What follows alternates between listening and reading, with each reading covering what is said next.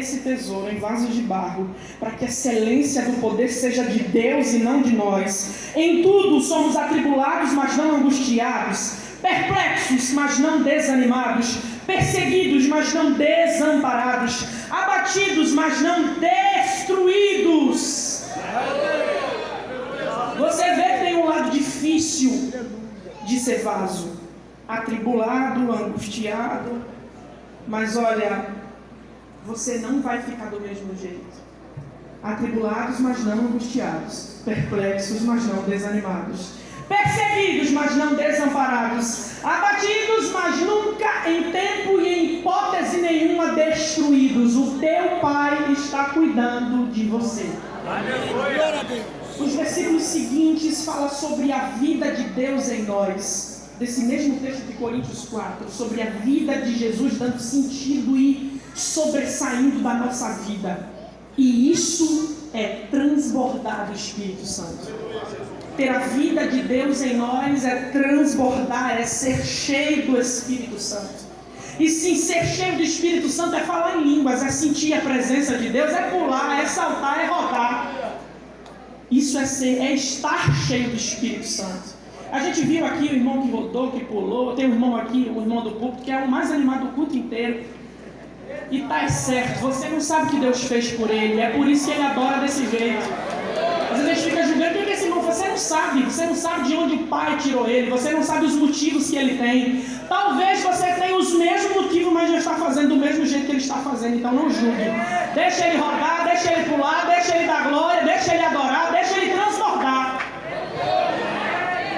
Pode ser que você não transborde do mesmo jeito dele, está tudo bem. Pode ser que caia uma lágrimazinha aqui no canto. É você transbordando, é você deixando o Espírito mover você.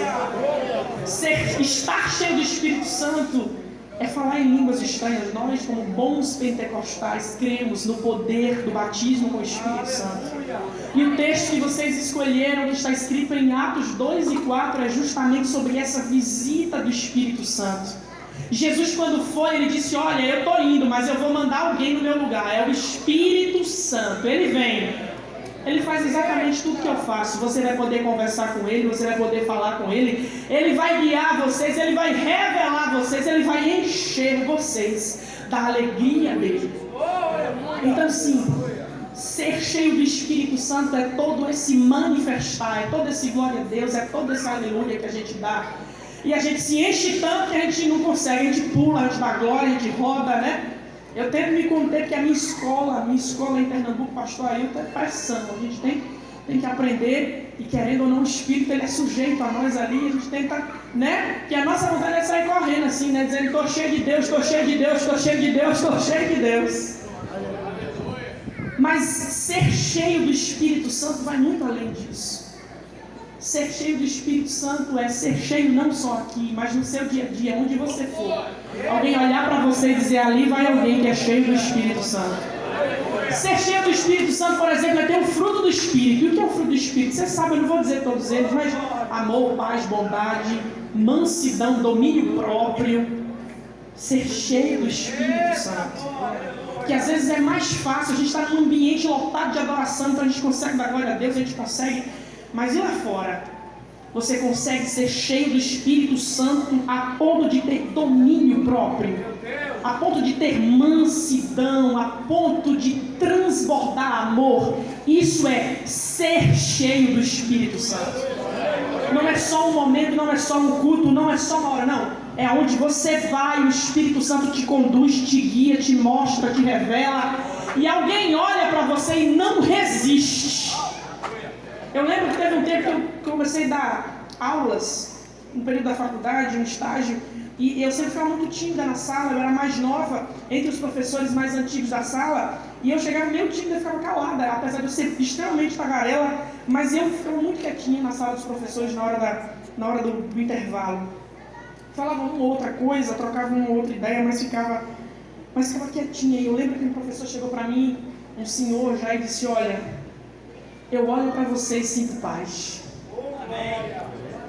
Eu não falava muita coisa, eu não dava aleluia e glória a Deus na sala de aula, mas ele olhou para mim e disse: eu olho para você e sinto paz.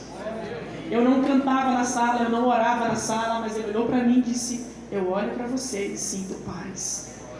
Isso é ser cheio do Espírito Santo. Eu não estou trazendo aqui mérito para mim, eu estou dizendo que você pode, deve e será assim também. A presença do Espírito Santo será tão irresistível na tua vida que alguém vai olhar para você e vai querer ser igual a você e sentir o que você sente.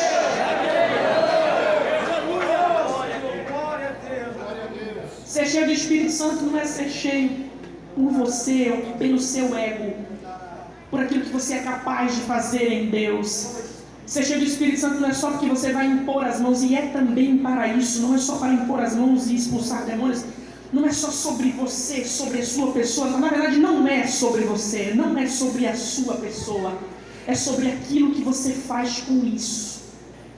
Se você continuar lendo o texto que vocês escolheram como tema em Atos 2, a glória de Deus enche a casa e são línguas, são vistas línguas repartidas como que de fogo no meio do povo. A glória de Deus enche a casa com um som como de um vento veemente e impetuoso. Foi irresistível a presença de Deus naquele lugar. Depois que tudo se acalmou, Pedro levanta e traz uma palavra. Ele fala que aquilo que aconteceu ali é um cumprimento da promessa de Deus, que nos últimos dias Ele derramaria do seu Espírito sobre toda a carne. E haveria profecias, visões, línguas estranhas. Pedro esclarece tudo, ele diz, isso aqui é um cumprimento de uma promessa. E ele fala sobre Jesus, sobre o Cristo que veio, que morreu. Eu quero que você não só leia o texto que foi escolhido como tema, mas leia todo esse capítulo quando você chegar em casa. Depois que ele fala tudo isso, lá no final alguém olha para Pedro e diz assim, o que é que a gente faz agora? O que é que a gente tem que fazer agora? Pedro estava tão cheio do Espírito Santo que não precisou nem dele fazer um convite. Alguém olhou para ele e disse assim, o que é que a gente faz agora? O que é que a gente tem que fazer? Fala para a gente, porque a gente quer ser parecido com você, a gente quer sentir o que você está sentindo. A gente quer sentir o que esses 120 sentiram. Ele disse, arrependam-se.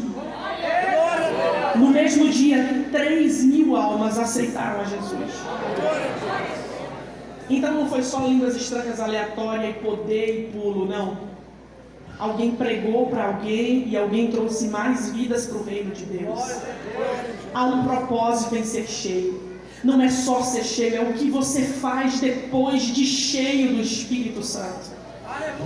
O livro de Atos inteiro, a partir dos capítulos seguintes, você vai vendo o que é que eles fazem depois de estarem cheios do Espírito Santo. Eles pregam, eles viajam, eles impõem as mãos, eles estão cheios do Espírito Santo e transbordam isso por onde eles passam. Atos 4:31, em outra reunião, depois de orarem, tremeu o lugar em que estavam reunidos. Todos ficaram cheios do Espírito Santo e anunciavam corajosamente a palavra de Deus. Últimos 5 minutos dessa palavra. Você quer ser cheio mesmo? Você tem certeza absoluta disso, que você quer ser cheio? Ou você está que nem eu lá no sonho, confortável e acomodada e sem nem um pinguinho de saudade da presença do Espírito Santo? Porque quando a gente se afasta da presença do Espírito Santo, quando o inimigo sopra no ouvido da gente, você pecou, você errou, você está aí só tapeando, disfarçando aí no meio do jovem, no meio da igreja, mas eu sei quem você é. Aí você passa, fica com saudade dele um dia, 2, 3, mas aí começa a ficar acomodado no seu novo normal. Então a minha pergunta é, de verdade, essa é a sua oração? Enche-me até transbordar? É de verdade isso? Porque se não for, é por isso que você precisa descer a casa do oleiro. Porque depois que você descer a casa do oleiro, você vai entender que é impossível viver sem ser cheio. Aí você vai corrigir aquilo que precisa ser corrigido, e depois de um vaso bonito e pronto para a glória de Deus, aí sim, você vai desejar ser cheio. Enche-me até transbordar, Deus. Enche-me até transbordar.